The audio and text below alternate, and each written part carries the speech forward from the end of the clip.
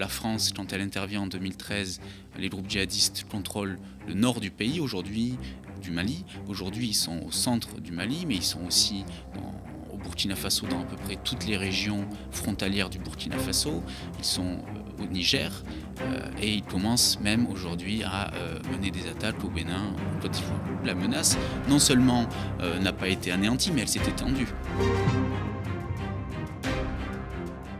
La grosse actualité de ces jours, c'est bien entendu l'invasion de l'Ukraine par la Russie, la guerre et aussi la guerre des nerfs que se livre le pouvoir de Vladimir Poutine d'une part et l'Occident d'autre part. Une guerre des nerfs à laquelle participe la France qui, mine de rien, s'interroge sur les capacités de son armée en cas d'aggravation de la situation. La particularité de la France étant qu'elle est, contrairement à d'autres pays européens, face à la Russie, dans son précaré africain, et notamment dans le Sahel, où l'opération Barkhane, mise en place pour contenir le péril djihadiste, est en échec. C'est de cette opération Barkhane que je voudrais parler avec mon invité. Rémi Carayol est journaliste. Il est un des fondateurs, des cofondateurs de Afrique 21, un site d'information spécialisé sur l'Afrique qui est en quelque sorte le petit frère de nos camarades d'Orient 21. Bonjour Rémi, avant toute chose, est-ce que tu peux nous parler justement d'Afrique 21, ce tout nouveau site spécialisé sur l'actualité africaine, tout nouveau site français? Oui, c'est un site qui a été lancé au mois de septembre dernier, qui a débuté petitement, c'est-à-dire on voulait se roder et on voulait commencer à publier des articles de manière assez lente pour prendre le temps de se roder nous-mêmes. Et là, on est vraiment lancé depuis le début de l'année. On publie 3 articles par semaine. L'idée, c'est que ce sont des articles de fond qui sont longs à écrire et à lire et qui essayent d'entrer dans les détails et dans les complexités un peu des sujets que l'on traite et qui touchent à peu près à tous les domaines que l'on peut imaginer, politique, diplomatique, économique, culturel. Voilà, l'idée est de proposer un regard un peu différent de ce qui existe déjà aujourd'hui dans le paysage médiatique, on va dire franco-africain, en proposant à la fois dans des articles de fond, mais aussi des engagements. On assume complètement de défendre un certain nombre de valeurs qui nous sont chères. Par exemple l'émancipation des peuples, et notamment des pays africains vis-à-vis de certaines formes de tutelle qui continuent d'exister aujourd'hui, la liberté d'expression, les luttes sociales et syndicales, des valeurs qui, à notre sens, ne sont pas suffisamment soutenues par les médias existants, alors qu'il y a aujourd'hui sur le continent énormément de luttes, en fait, énormément d'activisme de la part notamment des nouvelles générations pour essayer de faire en sorte de se sortir de la situation dans laquelle se trouvent beaucoup de pays du continent aujourd'hui. Qui est derrière Afrique 21? Qui sont les artistes et les intellectuels qui sont derrière? Alors à la base, c'est Alain Grèche, donc, qui est ancien rédacteur en chef du Monde diplomatique et fondateur d'Orient 21, qui avait envie de faire une sorte d'Orient 21, mais pour le continent africain. Et parmi les cofondateurs, il y a Thomas Deltombe, éditeur à la découverte et auteur de plusieurs livres. Notamment Cameroun, le fameux livre Cameroun sur la décolonisation violente du Cameroun. Tout à fait. Et donc moi-même. Et ensuite, on a un comité éditorial qui est composé d'une quinzaine de membres, dans lequel on retrouve des chercheurs, des journalistes et aussi des activistes. L'idée étant de proposer un format hybride entre le journalisme pur et le monde de la recherche. Voilà, l'idée est de proposer des articles de fond de journalistes ou de chercheurs ou d'activistes. Et donc c'est pour ça que le comité ressemble un peu à ce que l'on veut mettre en ligne. Alors tu as rédigé une série d'articles dans Afrique 21 consacrés aux origines coloniales de l'opération Barkhane. Avant d'entrer dans le fond du sujet, est-ce que tu peux nous dire où en est Barkhane aujourd'hui? Nous dire ce que c'est que Barkhane, parce qu'il y a des gens qui ne le savent pas, et où en est Barkhane. Alors Barkhane, c'est l'opération militaire française qui a été lancée en 2014 à la suite de l'opération Serval. En 2013, la France déclenche l'opération Serval pour intervenir au Mali et pour mettre fin à l'avancée des groupes djihadistes. Et en 2014, à l'été 2014, lorsque, on va dire, la mission de l'opération Serval est finie, c'est-à-dire que les groupes djihadistes ont été non pas anéantis, mais ont perdu beaucoup de terrain et se retrouvent dans des réduits, dans des repères au nord du Mali. La France, plutôt que de se retirer et de dire mission accomplie, on s'en va, décide de rester et même d'étendre l'opération à 5 pays du Sahel, la Mauritanie, le Mali, le Burkina Faso, le Niger et le Tchad. Et l'objectif de cette opération est officieusement d'anéantir ces groupes, officiellement de faire en sorte qu'ils ne reprennent pas du terrain et d'aider les armées nationales de ces pays à se reconstituer pour faire en sorte de tenir le terrain. Bon, il se trouve que c'est un échec. Un échec total. C'est un échec total dans le sens où non seulement les armées ne sont pas suffisamment solides, en tout cas celles du Mali, du Burkina Faso et un peu du Niger ne sont pas suffisamment solides pour faire face à cette menace, mais surtout la menace non seulement n'a pas été anéantie, mais elle s'est étendue. C'est-à-dire que alors que la France, quand elle intervient en 2013, les groupes djihadistes contrôlent le nord du pays, du Mali. Aujourd'hui, ils sont au centre du Mali, mais ils sont aussi au Burkina Faso, dans à peu près toutes les régions frontalières du Burkina Faso. Ils sont au Niger et ils commencent même aujourd'hui à mener des attaques au Bénin, en Côte d'Ivoire. Comment on peut expliquer cet échec, selon toi, qui connaît quand même bien ces pays? Bon, il y a plusieurs raisons, évidemment. En France, le discours actuel, c'est de dire c'est un échec politique, ce n'est pas un échec militaire. Bon, c'est un échec militaire aussi. D'abord parce que les objectifs qui avaient été assignés par le pouvoir politique aux militaires n'ont pas été menés à son terme, mais aussi parce que l'armée française a commis de nombreuses fautes en fait sur le terrain. Ça, Mediapart, avec lequel je travaille, on a recensé toutes ces erreurs tactiques, les bavures aussi, dans lesquelles des civils ont été tués. Il y a cet aspect militaire, il y a l'aspect politique. La diplomatie française a échoué, de toute évidence, en soutenant des régimes qui ne faudrait pas soutenir au nom de la lutte antiterroriste. Je pense évidemment au Tchad, de Déby père, mais aussi de Déby fils depuis qu'il a pris le pouvoir. Donc il y a eu des erreurs diplomatiques. Et puis il y a la responsabilité n'est pas uniquement celle de la France. Les États sahéliens ont aussi leurs responsabilités, et notamment le Mali. On sait que sous Ibrahim Boubacar Keïta, rien n'a été véritablement entrepris pour essayer de reprendre les choses en main. Il y a eu un laisser-faire qui explique aujourd'hui la situation dans laquelle on est, et le fait que les militaires qui ont pris le pouvoir aient une certaine cote de popularité, parce que les gens ont fini par se dire, bon, peut-être si nos politiques n'y arrivent pas, peut-être que nos militaires y arriveront. Alors ta thèse, c'est que l'imaginaire des soldats et des officiers est très très marqué par le fait colonial et que ça a des incidences sur leur manière d'appréhender le terrain. Oui, dans la série d'articles que nous avons publié ces derniers jours sur Afrique 21, l'idée n'est pas de dire que Barkhane est une guerre coloniale. On n'en est pas là. L'idée est de dire que les militaires français, dans le cadre de la force Barkhane, ont recyclé des méthodes qui avaient été établies durant la conquête coloniale du Sahel et du Sahara. Il faut savoir que la conquête coloniale du Sahel et du Sahara, c'est quelque chose qui, dans l'histoire de l'armée française, est très important. Ce sont des faits de gloire majeurs. Voilà. Et ça, c'est resté très fort, très prégnant dans l'imaginaire de l'armée française, et notamment chez les officiers, qui sont d'abord la plupart du temps issus de familles de militaires. Donc on va dire que ce sont des faits de gloire qui se transmettent de génération en génération, mais aussi ces faits de gloire sont appris dans les écoles militaires.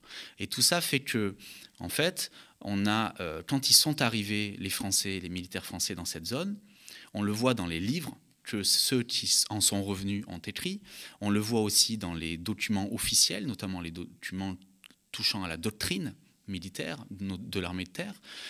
On le voit aussi dans les références qu'il cite, publiquement ou en privé. Je pense à l'historien d'extrême droite Bernard Lugan, qui a une vision essentialiste, racialiste du continent africain. Tout ça fait qu'en fait, ils ont une vision qui vient du passé. Et c'est essentialiste et raciste ? Pas chez tout le monde. On ne va pas dire que tous les militaires, tous les officiers sont essentialistes ou racistes, mais effectivement, chez un certain nombre d'officiers qui ont quand même un certain poids au sein de l'état-major, il y a toujours cette vision-là, qui est une vision selon laquelle l'Africain est autre, il est différent et surtout selon laquelle en Afrique, tout est ethnique en fait, tout est tribal, tout s'explique par de soi-disant conflits ethniques et que toutes les autres explications qui peuvent être économiques, sociales, politiques, finalement passent au second plan. Voilà. Encore une fois, on ne peut pas dire que c'est l'armée dans un bloc qui pense comme ça, on ne peut pas dire que ce sont tous les militaires et tout ça, mais par contre c'est une idée qui est très prégnante en fait. Pour vous donner un exemple, lorsque en 2017-2018, la France décide de s'allier avec des groupes armés qui ne sont pas des groupes étatiques, qui sont des milices, qui sont fondées sur une base communautaire, ça répond directement à une stratégie qui avait été adoptée durant la colonisation, et notamment par le maréchal Lyautey, qui est aujourd'hui cité en exemple dans tous les documents doctrinaires de l'armée française, et qui disait en gros, il faut les jouer les uns contre les autres, en assumant totalement le fait qu'une communauté se batte contre une autre communauté uniquement parce qu'on est dans des conflits communautaires. Voilà.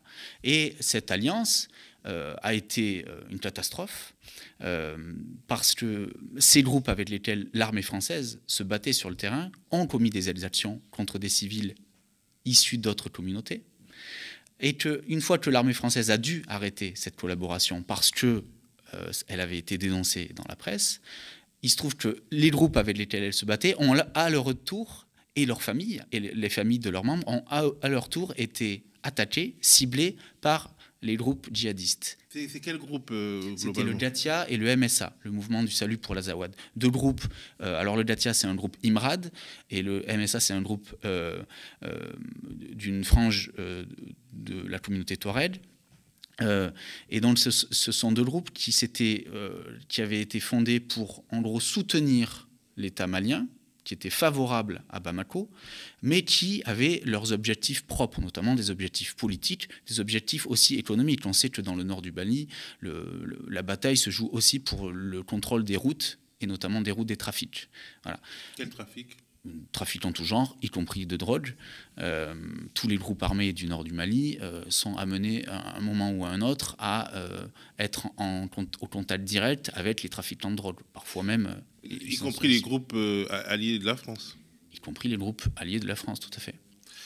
Alors, les Maliens en veulent beaucoup aux Français, pas les Maliens, certains Maliens, surtout les Maliens, disons, dans le sud du pays, qu'ils accusent d'avoir voulu encourager le séparatisme touareg, qui lui-même a permis, volontairement ou pas, aux djihadistes de faire leur nid. Et tu parles du mythe des petits hommes bleus qui est très présent et qui peut expliquer justement cette complaisance de la France pour le séparatisme touareg, parce qu'aujourd'hui, on parle justement avec l'Ukraine des séparatismes encouragés par la Russie, mais la France, dans son précaré, a aussi encouragé, en tout cas c'est l'interprétation qu'en font certains Maliens, y compris le Premier ministre Choguel Maïga, encourager un certain nombre de mouvements séparatistes. Oui, c'est l'un des épisodes de notre série, effectivement. Alors, c'est plus complexe, effectivement, que le Premier ministre malien ne veut bien le dire, mais il y a de fait une situation. Bon, d'abord, on sait que dans l'armée française, il y a un imaginaire par rapport au mythe de l'homme bleu, les Touaregs. Il y a une espèce de respect réciproque, enfin, surtout de la part des Français vis-à-vis des Touaregs, parce qu'ils leur ont résisté. Donc, chez les militaires, ça a créé une forme de respect, effectivement, et ensuite, ils ont été des alliés. Et depuis l'époque coloniale, les Touaregs sont plutôt bien vus du côté de l'armée. Après, quand en 2013 l'armée française intervient au Mali, c'est quand même un peu plus complexe que ça. Le pouvoir politique ne veut pas soutenir le MNLA, donc qui est le mouvement de libération nationale de l'Azawad, qui est le mouvement indépendantiste qui a commencé à mener l'offensive et qui a ensuite été débordé par les groupes djihadistes. Donc, quel pouvoir ne veut pas les soutenir ? Le pouvoir français ne veut pas les soutenir. Mais les services de renseignement et certains militaires disent mais on a besoin d'eux. On a besoin d'eux pour traquer les djihadistes, on a besoin d'eux pour retrouver nos otages. À l'époque, il y a des otages français qui sont détenus par les groupes djihadistes. Et de là, finalement, il y a un rapport de force entre la diplomatie française qui n'en veut pas, parce qu'elle sait qu'à Bamako, pour Bamako à ce moment-là, les vrais terroristes, ce sont plus les indépendantistes du MNLA que les djihadistes. Donc la diplomatie sait que ça, c'est vraiment tabou du point de vue de Bamako, mais en même temps, on a donc les forces de sécurité, l'armée et les services de renseignement qui en ont besoin. Et finalement, c'est eux, Français, et c'est eux qui l'emportent. Et c'est pour cette raison que quand la France arrive à Kidal début 2013, alors qu'elle avait permis à l'armée malienne de la suivre à Tombouctou et à Gao, les 2 autres grandes villes du Nord Mali, elle dit « Non, vous venez pas à Kidal, parce que Kidal, c'est le fief du MNLA, des indépendantistes. » Et à partir de ce moment-là, à Bamako, on commence à se dire « Tiens, mais quand même, qu'est-ce qui se passe ?» Et là, plusieurs théories sont élaborées, et notamment celle qui voudrait que la France soutienne la partition du Mali. C'est faux, c'est pas le cas. Mais des erreurs de ce type, qui ont été motivées par, encore une fois, des raisons qui peuvent s'expliquer, ont abouti à cette situation. Et aujourd'hui, 9 ans après, Chodel Maïga, le Premier ministre malien, a beau jeu, en fait, de dire, regardez, la France a soutenu les indépendantistes, elle a quelque part favorisé ceux qui prônent la partition. Dès lors qu'on veut se battre aux côtés d'indépendantistes, à un moment donné, il faudra bien leur donner ce qu'ils veulent, c'est l'indépendance. Ben, c'est toute la difficulté. C'est ce que les diplomates français à l'époque disaient. C'est-à-dire, si on s'allie avec eux, quelque part, on se lie les mains. Voilà. Mais justement, ça montre aussi que les militaires, finalement, ont progressivement la haute main sur les questions sahéliennes par rapport aux diplomates. Indiscutablement, même si les diplomates essayent un peu de résister, sur ces dernières années, on va dire ces 10 dernières années, ce sont les militaires, et notamment on peut remonter ça à l'époque de Hollande président et surtout de Le Drian, ministre de la Défense, alors que Fabius, qui était ministre des Affaires étrangères, en fait, ne s'intéressait pas aux questions africaines. Donc Le Drian a pris le lead, et incontestablement, depuis cette époque-là, ce sont les militaires qui, quelque part, influencent la politique française dans le Sahel. Alors des militaires qui sont eux aussi influencés, notamment par des intellectuels, notamment cet historien dont tu as déjà parlé, Bernard Lugan, qui est problématique pour toi. Ah oui, il n'est pas seulement problématique pour moi, il est problématique pour une grande majorité des historiens et des africanistes dans le monde de la recherche. Pour la plupart de ces gens, Lugan est un imposteur à plusieurs titres. D'abord, il se prétend chercheur, mais en fait, il n'enseigne plus depuis longtemps. Il ne se prête jamais au jeu de la relecture par ses pairs, qui fait partie d'un des fondements de la recherche. Mais si c'est un imposteur, c'est surtout qu'il développe des idées, comme je l'ai dit, qui sont racistes, qui sont simplistes sur le continent. C'est quelqu'un qui estime que l'apartheid était un régime défendable, qui parle d'un régime, d'une séparation en toute bonne amitié entre les Noirs et les Blancs. C'est quelqu'un qui dit que la France n'est responsable en rien dans ce qui s'est passé dans le génocide des Tutsis au Rwanda. C'est quelqu'un qui, au Sahel, estime que le seul fondement de la guerre aujourd'hui au Sahel, c'est le fait qu'on a les Touaregs qui se battent contre les Maliens du Sud. Voilà. Il ne veut voir dans cette guerre que cet aspect-là, alors qu'il y a tout un tas d'autres aspects et que c'est beaucoup plus complexe que cela. Et en fait, Lugan, il développe une idée simpliste, c'est ce que je développe dans l'article qu'on a publié, mais qui sied quelque part aux militaires, parce que les militaires, quand ils sont au feu, ils ont besoin de prendre des décisions, et quand on doit prendre des décisions, il faut qu'on tranche. Et pour trancher, il faut que les choses soient claires. Bon, Lugan leur offre cette possibilité. Ça ne veut pas dire que Lugan il a un pouvoir énorme sur les décisions stratégiques de l'armée française. Lugan, il correspond à cette idée qu'au Sahel, aujourd'hui, c'est comme il y a 100 ou 150 ans. Voilà. Il ne fait finalement que légitimer, d'un point de vue intellectuel, les choix qui sont faits par les militaires. Est-ce qu'avec une pensée aussi vieille, justement, on peut sortir par le haut d'une... réinventer quelque chose, justement, une pensée aussi vieille, une pensée aussi rancie, qui fleure l'extrême droite, quand même, qui régnerait d'une certaine manière, pas entièrement, mais partiellement à la tête de nos armées et dans les cerveaux des militaires. Est-ce qu'on peut reconstruire quelque chose sur une base pareille ? Aller de l'avant. Je ne crois pas. Après, encore une fois, comme il y a des luttes d'influence entre la diplomatie et l'armée, au sein même de l'armée, il y a aussi des luttes d'influence parce qu'il y a des officiers qui ne pensent pas de cette manière et qui se désolent de voir à quel point Lugan a cette influence. On peut parler d'extrême droite. Pour information, d'après le Canard enchaîné, Lugan est l'un des conseillers Afrique d'Éric Zemmour. Donc, il n'y a aucun débat sur sa sphère politique. En fait, c'est un royaliste, un monarchiste qui s'assume complètement.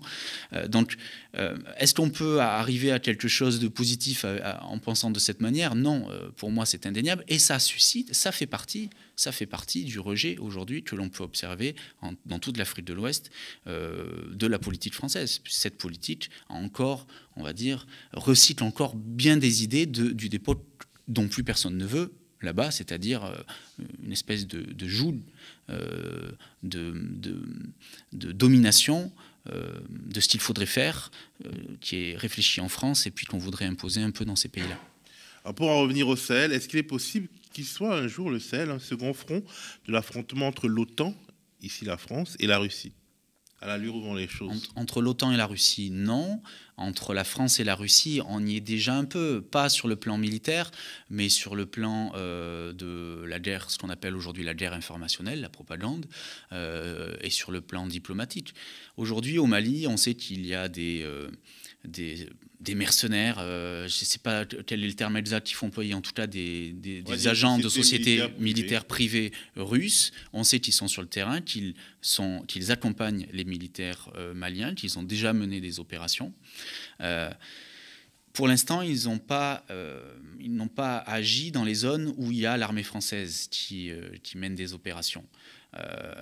Qu'est-ce qui se passerait s'ils se croisaient sur le terrain? Je pense que les uns et les autres vont tout faire pour l'éviter, de toute manière, parce que personne, je pense, n'a intérêt à ce que la guerre aujourd'hui en Ukraine se délocalise en quelque sorte sur le continent africain. Cela étant dit, Emmanuel Macron a annoncé le retrait de la force Barkhane du Mali. Les autorités maliennes ont demandé à ce que ce retrait soit effectué au plus vite. On peut penser que les opérations de l'armée française seront de plus en plus réduites, puisqu'elles vont mettre en œuvre le retrait, et qu'on n'aura pas ce cas de figure.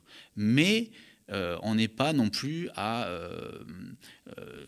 il n'est pas impossible qu'il y ait des escarmouches ou qu'il y ait des formes de guerre informationnelle qui aient des résultats, on va dire, concrets. On a vu en Centrafrique, qui est un des autres champs dans lequel la Russie est venue en fait contrer l'influence française. On a vu que récemment 4 militaires français ont été arrêtés, soupçonnés d'avoir imaginé un complot contre le président centrafricain. Finalement, ils ont été libérés. Mais on voit qu'on n'est pas à l'abri de ce genre de méthode-là. Alors, comment on fait si on veut participer à la levée de fonds d'Afrique 21 ?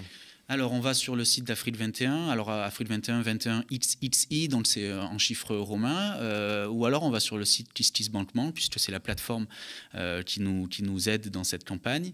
Et puis, on donne ce qu'on veut, ce qu'on peut. Et puis, si on ne peut pas donner, on fait savoir autour de soi, on partage le site, on va voir le site, on lit les articles. On a produit beaucoup d'articles ces derniers temps. Allez voir, allez nous lire. Et dépêchez-vous, parce qu'il nous reste que 4 jours, ça se finit 3 jours même. On enregistre ça se finit mardi, on va diffuser sans doute mercredi. Voilà, donc il vous reste 3 jours, ça se finit vendredi soir. Alors on a besoin de vous parce qu'on est un site qui vit sans publicité. Tous les articles sont en accès libre. On n'a évidemment pas d'actionnaire et on le refuse. On défend une indépendance totale. Et donc notre seul moyen de financement, ce sont nos lecteurs. Via les dons que l'on lancera de temps en temps. Et là, cette campagne, elle est primordiale. Vous êtes comme nous, vous êtes comme le média qui ne vit que de ses abonnés et des dons de ceux qui l'aiment. Merci beaucoup Rémi Carayol, donc cofondateur du site Afrique 21. Merci.